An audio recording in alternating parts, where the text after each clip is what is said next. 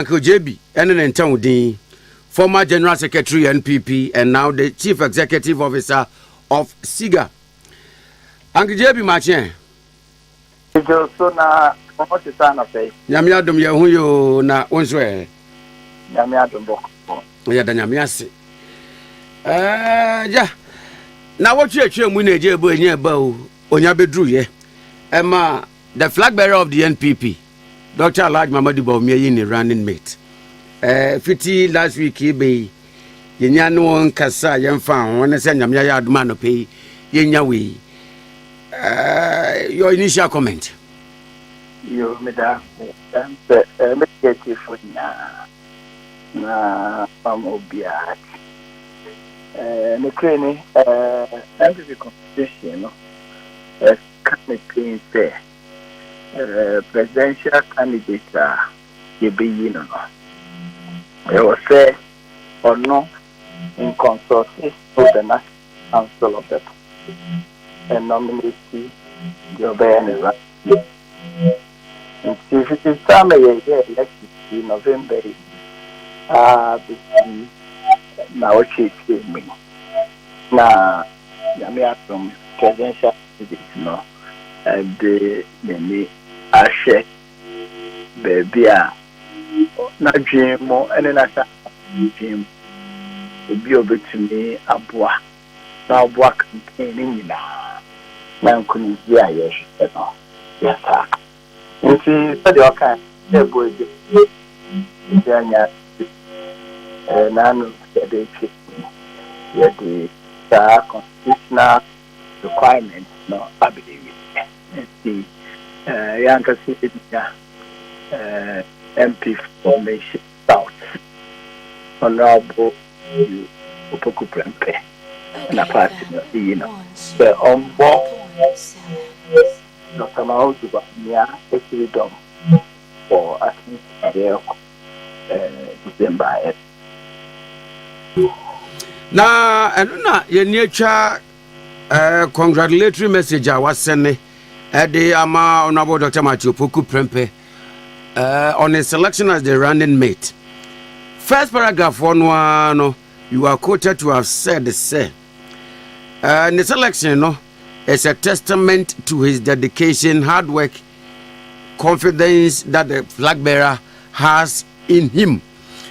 Knowing Dr. Matthew Opoku Prempeh, Uncle JB, Ghanaian at large, no problem attribute here what they man of for Ghanaians to know say yes indeed attribute to any limited to omo MPP munkwana womunim but Ghana funds is say fata say womu ehunu yo meda say gopo bebre enim ona ma people go empena o ye party ni mapa for time na no na or party more on the economy, but not over the background.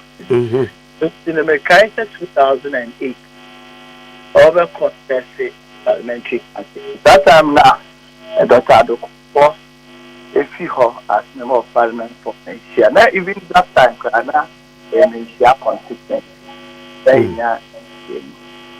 And see, Oba, that time, not there.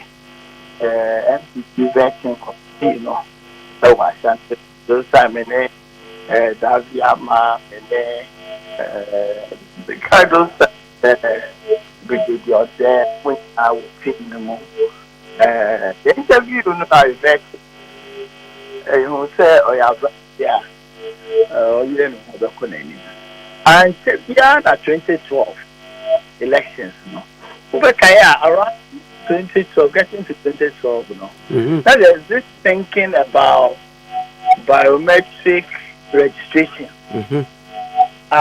Because we check 2008 elections, Echo 2012 now. Now think about voter register, whose names they will be Kotwaba, and your no, then the MPP pushes say, then your biometric register. Ebe buana ni pano service we wuna ni din o register na so a won to me story embe so aba You share mono at that time, even at that time, and Parliament. Only you know as director of elections for the party for 2012 election. No. So they are there named the every and here. So he was the one of why any campaign. A boy na you see me yeah. They call 2012 campaign. No, the real no near my I know why transform the electoral process of our country, and I can tell you that Ghana electoral system is one of the best in the world. So your political party we are serious. You don't need electoral commission for your results. Because results mean now right from polling station. You better about Obia better buy. You're taking a makum. You answer you did ballot paper to the Google crowd. Just me check you if I don't drive back polling station home. And say you can't be who do a individual candidate. You can't bomb or say na a yepe. The same cases in area. Each political party is human a copy. We are serious, sir. We can electoral commission and announce one Kasa Ubeka Apum. And when the general saw by 2016, no, young Kasa New Patriotic Party, the leader as general secretary now. You to me, this system by they calculate your results within 24 hours. They were results. 22 fast away within 8 hours. There were not only our results, we had all our issues. So we're pioneering job. Yeah, more thing, and then people to say, Matthew Focus and come on, yes, Ukraine winning 2016 elections. Now, Obianihua, not all you say, Matthew Focus and Prevention for Education Minister. You can't go far. You educate more. Then I hope the candidate for Obekoha, Kobe, and yes, Matthew Focus. But now the downfall of a share the party, a share of this time you 2 years during biometric campaign, Not before Friday, yes, free SCS. At the first floor crowd. Now you know, be what original idea. I'll go to be a pushy system. Look, really, wow, man, yeah. Oh, another that crowd for far to have been more. We are thinking, Biala,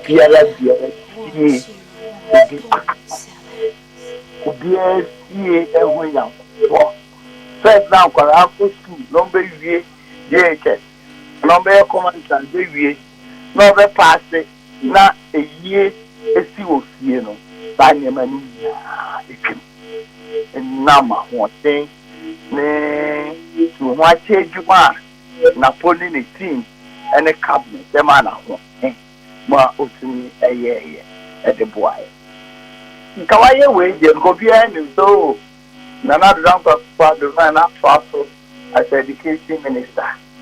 Nana as the team player no. How you could find any say, okay. When you branch here, Juma, Dr. Ducho, so any deputy, or say, Adia and him into unknown trust. Don't for very important minister and no, and Ejina aye anything ministry. Ya me say enka pre. O hwe the honorable Jaco ebeye na kwa be to aso. Matthew Boku Fempe by so atwaso yi. It's not easy to keep the light on for 24 hours for all this year. So peg here, energy ministry there Obisa John Mama, but Nankasa for 5 years.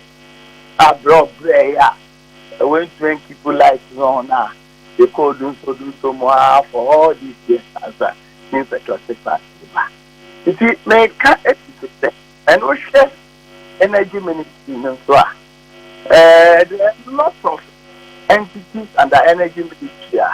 We've seen massive transformation because of leadership. Honorable Matthew, you can talk about Gas, you can talk about GMPs, you can talk about Boss. Boss was a lost leader before 2016. Now a car almost and within just 7 years, a car almost almost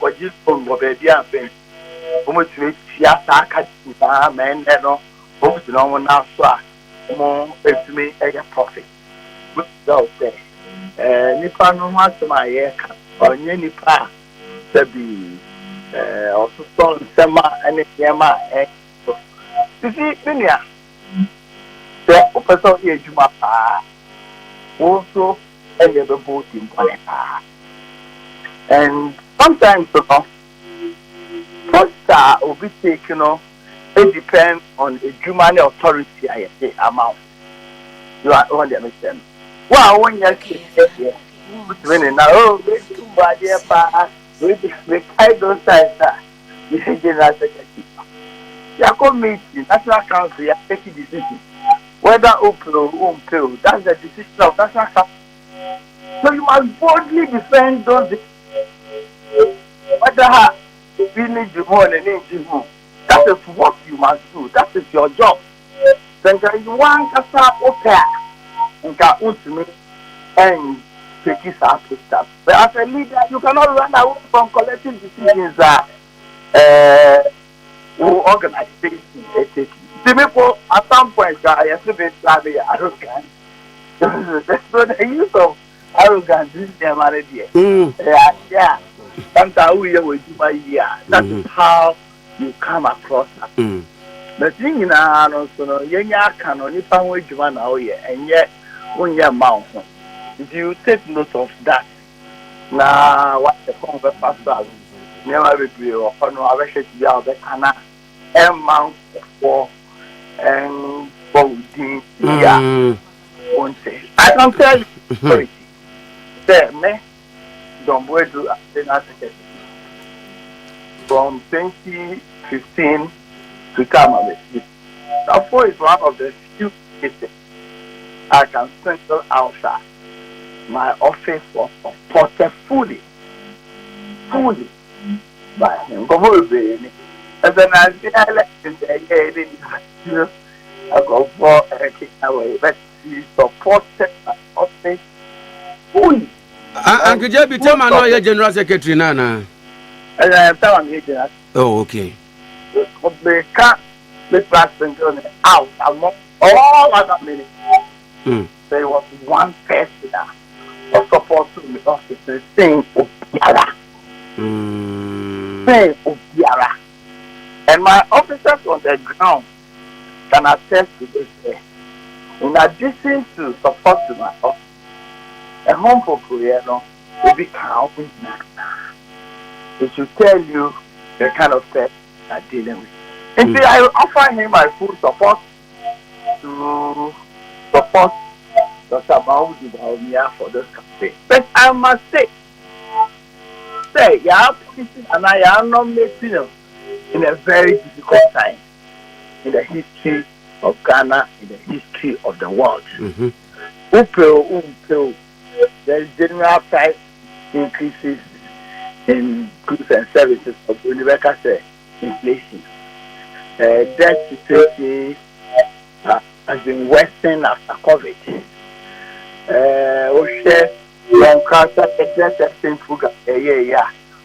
Effect on people. So there are real challenges. Where will be who your campaign once and we see reality. Not a grown up. There are real challenges. The Ghanaian people, not only in Ghana, throughout the world, are going through difficult times. It is for that reason that ANC or South Africa, Ramaphosa, now over 57% the last time when we had elections, you talk about only 40%. And no, yeah, in addition to a few other internal wranglings that affect your one, a magical party, no one, percentage next year. She election a cost of France. She election a cost of UK. And the same challenges are, I'm a UK for, and more actually almost. And for whether opposition they are they become the beneficiary of the challenges. The Ghana for NTA, the Tama, and then Prime Minister, that was UK. When Abana, what say the okay? Or say a memo and sister on the light or off. Na ejima edini yepa nti bridges for and so mutapobu the diamamu ever because there's nothing like there's no magic wand anywhere nti sebi yampe ha e wode bada na ha omo pode na omo wo teki be ye die enyame adom ye hu the main opposition, John Mama, ran the for quite a number of times, or no, yes, about from your friend is saying, Professor Mills, no one can answer step of it. You win your course. Uncle Jebby, So, you win your course. And Kamimi, who ye. For 7 years or 8 years in opposition, Nka ebe mu se omo ibi ote papa bi eba because usha UK there na say omo ye the new labor that is a new man na katiti omo ye no omo asesa omo sell it the way there the message ayatia ne 24 hours I that's the mobile one. You're very careful. You're very careful as the people. And you're very careful. And Matthew Pepper to know this. He's been nominated at a period that the whole world, including Ghana, is going through trying times. Uncle Jebby, I know baby say trying times here you come in near ma Kikaboma. Yes, summing up we say you were trying times more high inflation rate, currency depreciation, fiscal deficit, death levels, unemployment rate near the adina. Obi so beka say we no any senka running mate anka Baumia should be obia or strong economic background obetumia complement or none the award that the bed the Ghana for the free the aye komimu but doctor Okay, strong economic background there. And in terms of no, yeah, the person of Baumia Kata is a colossal economist. You understand? Because you do know, they move into the digital space. But many are my cat only for the world. If we ben omo wa omo do ejuma ben omo ya e produce bia ya to omo nyina ya nkofo a omo adopt technology and no na e puti omo nyina so nti and then we have to know Africa because the bit today, Elon Musk will be $44 billion company. And then when you speak out to the sense, moon, and the Mars no offer, or just on the first of the as a for our personal. And yet, a fool, yeah, and yeah, draw or boy. But in up there for you, for Abba, the penny technology. And no. And a Husicano, a payment. So, if you will be a economic president, Now will be our technical ability to deliver the mandate. That is the care that you need. But it's not only that you need your cabinet, you need your visionary, a bit of mind, and I can tell you say, a pair, the ditum pass, the Kabumna, Yenina, I together. Near Magana for there. Yes, Obianka said, Yamina, just as even as we speak now, US election. That's not because the challenges facing all countries are the same. As for the citizens there, oh no, no challenges, no. Do you hear anything?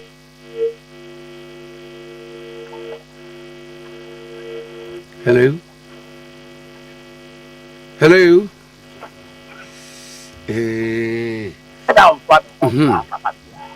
So it doesn't matter who's in the white year cry. I won't say the paper form. Now you can't say no to me about form. To me, I'm not going to who say. Therefore, you mistake. Now, a vinyl, a cord, you mean we are.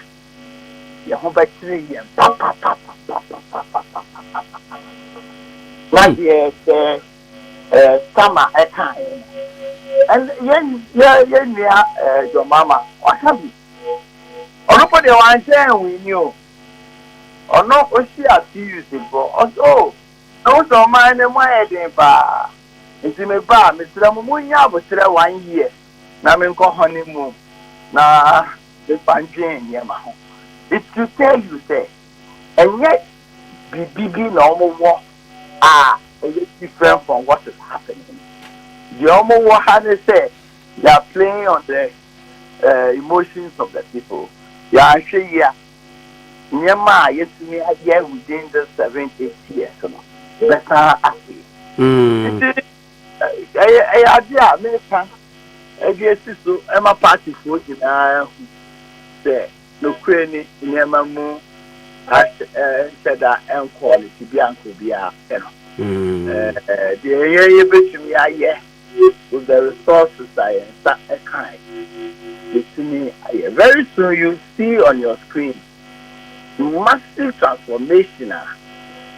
SOE, and the regulatory authority. Over to me, a year within 7.5 years. A bear on one. So, the Canadian, the Jitum Pass, the Rebel, Dr. Maud or me, Abasu, the Rebel National Council, the Rebel Party Council, the Abasu. So, when ya Akokofa and Akokudru, be a branch here, or the camp, Mahmoud Baumia. You never come with me to me, I give my victory at Penno.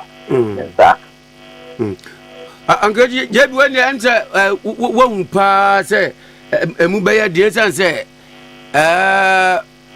Vice President Ebo Napodino and the opposition party NDC says, or Mubusi said, there were more pa nabe. Since the Bema Aya for cram, or in simple crack. In the wake of economic challenges here, we're enumerating.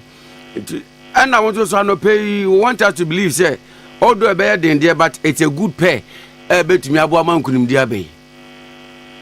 Oh, as for opposition there, that clearly against me, your policies there, you back a clear evidence to me and okay. And NDC forecast that was there. Oh, my idea, almost running the not our education ministry. And now, so a education minister. The only not so far. You ma almost me dear. Napo when a new crab. In terms of say, running the assembly. Yeah, we did it and this is when I give because pastor here checks and Yamaya, no education, Yamaya, there were energy ministry. Yeah, dear, almost running a bang. But I know I'm put now over here.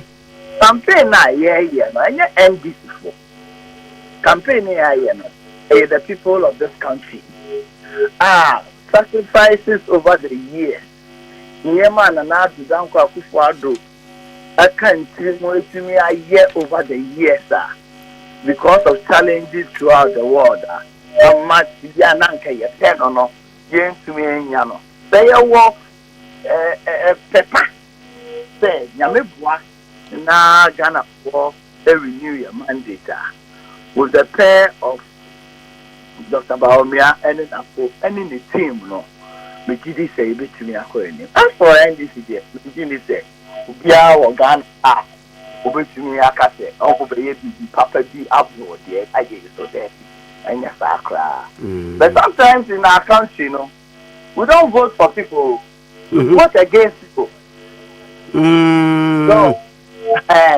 on parents, on share alternative, no, I'm not some alternative, no, and I say Uncle Socra.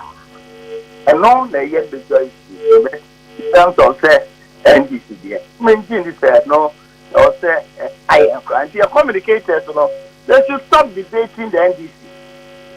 They should stop debating them. They also more and some concentrating, not the people of this country. Nyama, yes, I the way this one, the South Obama is the best to me. I hear a sound come. Now, the BIN to me, I yard you. You bet to me at the afternoon. They are taking the mood in here. Yes, to me, I quit them. And that's more important. So, we should not engage in that. This is way to say. Don't bet you at least for the past 32 years, the whole NDC. Omar ran this country for 16 years. MPP, Omar ran this country for 16 years. The whole year, both parties, they basically I. Now, all the same manner, MPP will only him crowd from. When you know they hear, yes, sir. Presidential candidate, Mahmoud Baumia. Presidential candidate, your mama. Only fine and in the digitization age of the world, obviously, as the acquired moon, not the yes, there as a minor, then Taka. It is about the two people, Jamia don't so, and then all the other issues and them, because major players now can MPP as you, yes, me and but not a candidate, and they are great piece away, no. But I'm out about me and air candidate. If they are any competence. They have any hard work. They have any integrity. They have any vision. Now, first, I'm a man, they intend this, your opponent, a penny of crap. Uncle Jimmy, I don't pay Bedassi. Let's read on. Maybe I ought to be. Some comment on catch. Oh, Yamia do be okay. Oh, you are also more. At least social media for Ghana. You more answer you others. No, you did say, Yamin Sound, I'm going to more. I am more. Mubo apaka ni the thing now and so one kata in particular woman na the kata awo yeah ebwa because who of piano the thing na your white opa enyete just onya black onya white na opa to me ayede nema who raise in all honesty be enkojaka na abano and provide information and on system now mine information. See the bomb in Ramo. Yeah, that's it. Where do I know? Asantiment Mombe who anymore? Me dream. Papa. And yeah, we see that now no. We running mate them now. Ghana Publishing Corporation. Ghana Publishing Company.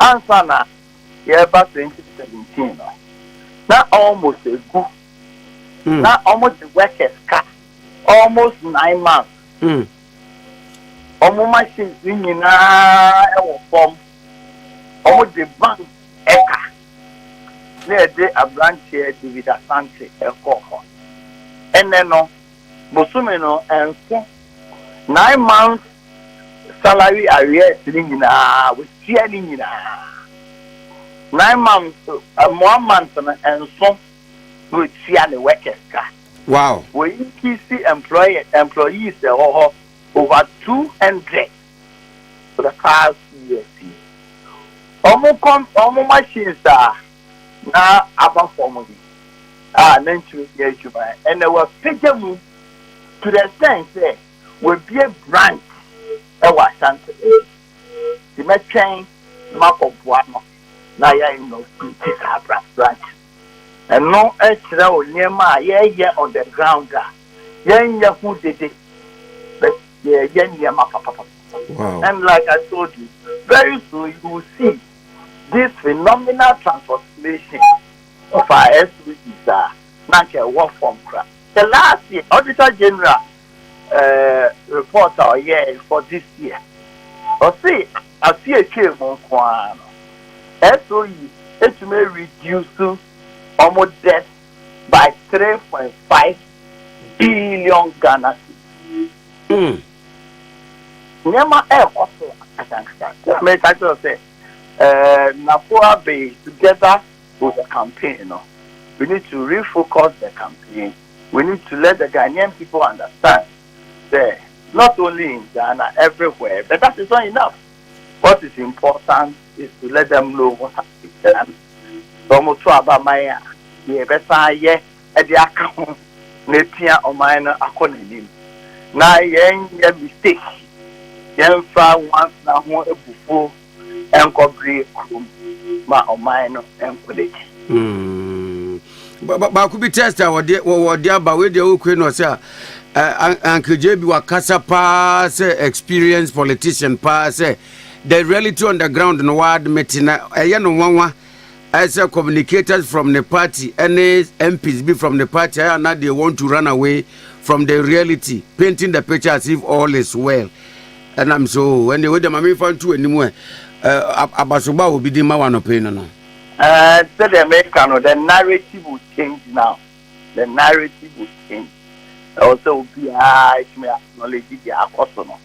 Now within the apostle, so they get to me, they get to me, no strange enough. So, not the year, yes, so about my age, the bay, I'm at the people of the country. That is more important. They die and this is for them. Almost policy paper, people could dream, now it is bad. Able to know my discuss. But so far, I can't find my election. Almost manifesto in my almost policy direction. 24-hour economy no ho. I know na wait a Mr. One kasa trem ba ko said ya what say so mo keka no. Wa che be so na na adweno na ase den. Mo na e be kwa akọ e be start enya njata. Ana say from Besne your friend is saying still vendors also we train on we juma and adwuna and I said we would have come back up one so we a media person what so much but thank you 24-hour economy come back one we do adaroma ye benya wo mu na ye bisa wo meja police in free away there munchire be de kaka you can na talk to me I think I also wait to say o buy also be say say bia filling stations be ye adwuma 24 hours drug store and e bia nyame ampata kura bia choba ne ade na restaurant na ye benya top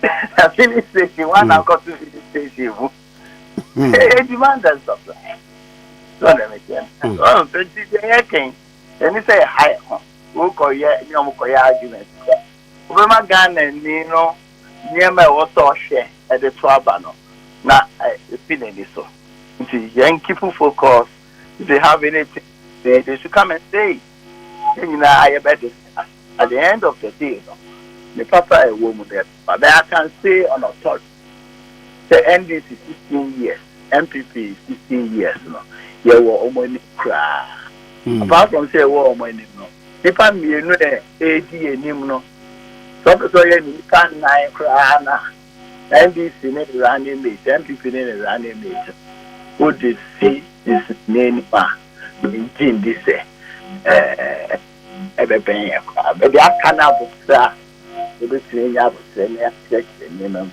na Ghana the better shall pay yes neda mas Abuja for ya kwa humano so any chief executive officer Edma State Interest and Governance Authority ye twenty as a siga